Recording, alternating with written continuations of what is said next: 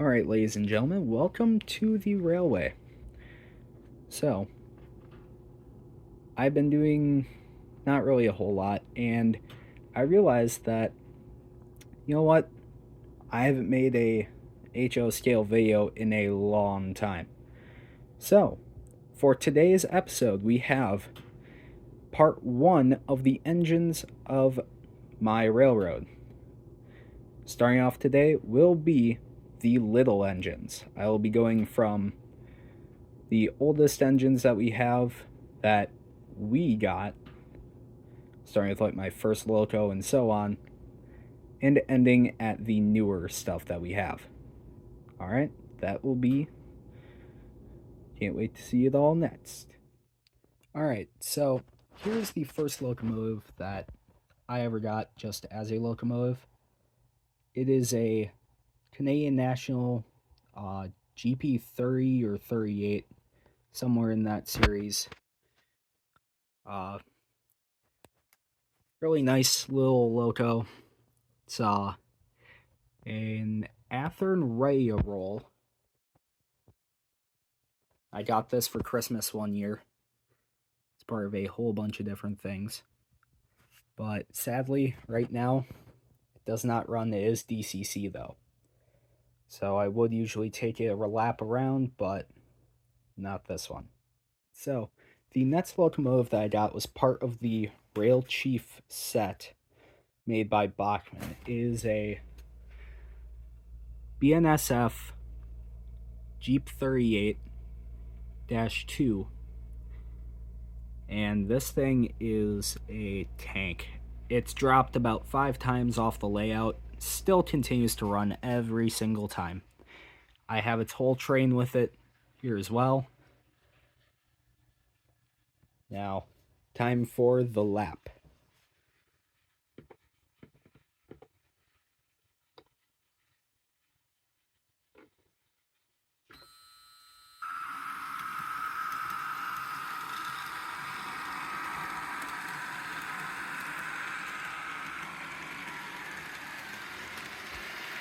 So these Bachmann locos are notoriously loud runners. But hey, it was a cheap kit that we ended up finding at a local hardware store right after their Christmas sale.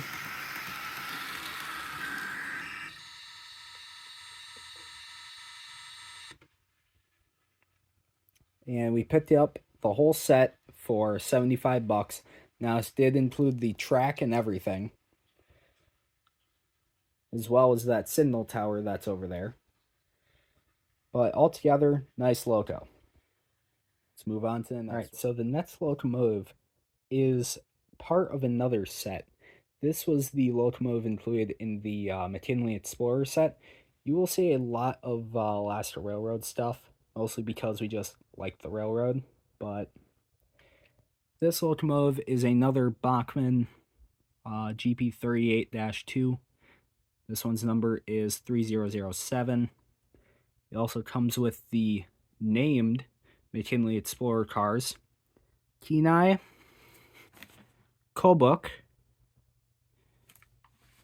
and Kinnick. And yes, this is from back in the day when they gave you 3 coaches. So, we're going to fire her up, see how she runs.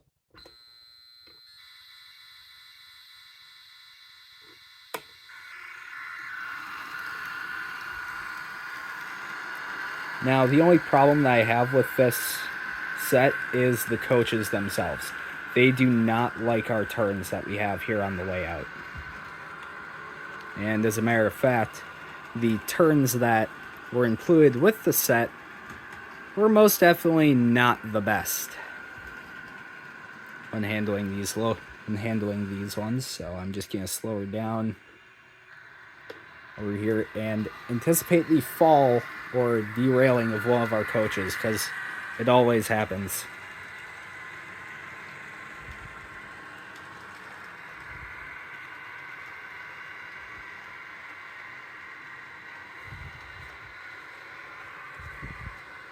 Well, today is my lucky day. we had no derailments, and she ran fine. So we'll go to the next. So the next locomotive that we have is the AR Rory Snowplow. No, is the Alaska Railroad Eighth and Ray Run number 2002 Jeep 38-2. Now, this one has probably some of the most intricate detailing of some of our smaller locomotives. The smaller locomotives category, by the way, is the the 4-axle road switcher variants. No 6-axle, just 4.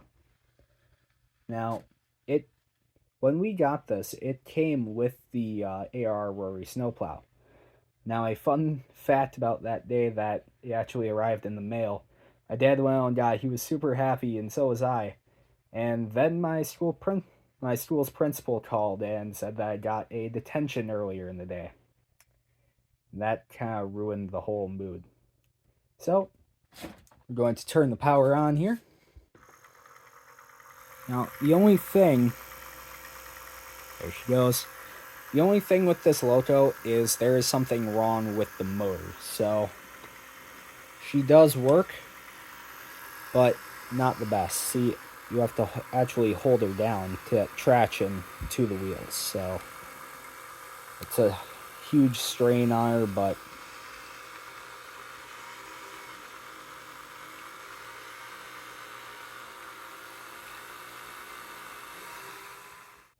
so that's why we really don't run her that much.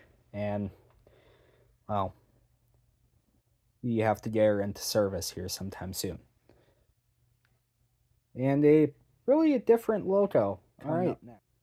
The next locomotives that we have are a pair of Jeep 9s. Now, these came as a lot from a guy on Facebook Marketplace. Now, they all still have the old horn hook couplers. These are both pretty kind of the older style of Bachmann locomotives. See Santa Fe number 2654. And this is back when they did not put any numbers on their Union Pacific Jeeps, just the Shield logo. But I have seen that these two are indeed very solid runners. So, just plug them into the controller here, turn the power on, and there they go.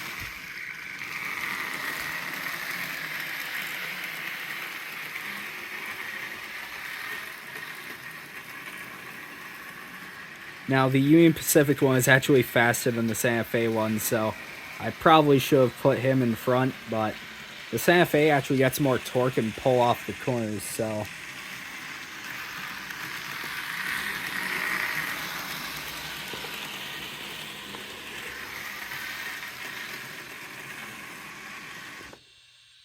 I'll stop them back there and turn it off here. They are pretty nice engines. All right. So the next two locomotives are I don't even know the company on this one.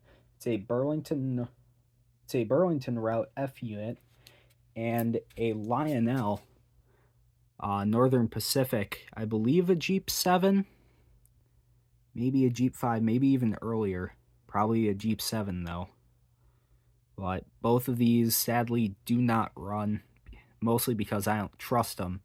The last time that we saw this one run, it actually started on fire, and that one has so much corrosion on the wheels that I don't know if she'll ever run again. So, these two were part of that lot that those two Bachmann locos came in earlier, and well, there isn't really that much else to say about them. So I'll just leave that here. Alright, now, the next locomotive, it's a little small, but it is an Alaska Railroad SW1, number 1202. This is another one of those, I believe, no, this one is a Walthers train line or a Walthers main line. I believe this one is a Walthers main line. And we ended up getting this one at a train show down in Madison. It's also where I got a lot of my Lakes Pier and Ishpeming or cars that you can see scattered throughout the layout here. But this one we have affectionately named Yard Ape for obvious reasons, as it usually does not go far outside of our inner loop yard. But someday, it'll carry a train and not just switch it. So we'll give it some power here. Yes, it runs forward and reverse because it's a switcher. Set her at full. She'll make her lap around the layout.